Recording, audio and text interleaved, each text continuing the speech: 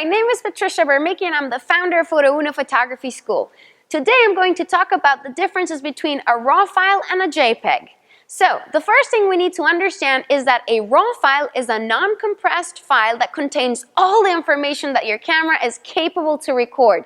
This means that it's going to be a larger file, and the most important thing that you need to know is that you will need an editing software to be able to process this RAW file. Now, on the other hand, JPEGs are universal file formats that basically come directly from your camera with the settings that you set your camera to when you were taking the picture, and right away you can share them and print them so they're ready to use. So you don't need any special editing software to be able to see them or share them.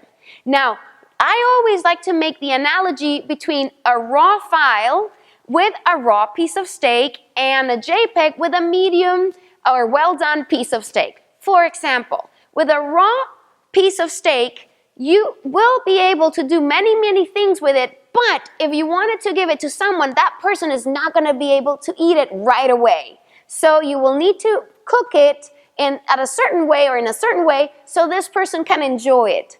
On the other hand, you will have way more possibilities with a raw piece of steak than with a medium rare piece of steak, because a medium rare piece of steak has been already cooked in a way that maybe it's going to limit you in what other things you can do with it. And that's what happens with a JPEG. But a medium rare piece of steak, it's already able, so someone can already eat it or enjoy it right away.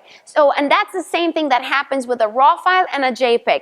A RAW file, you will need to be able, or you will need to edit it, whereas a JPEG, you don't need to edit it, therefore you don't need to rely on an editing software. The other thing I always like to say is that if you're starting in photography and you basically just want to go out and learn how to use your camera and see your pictures right away and just share them the way you took it with your camera, then I would strongly suggest you to just shoot JPEGs.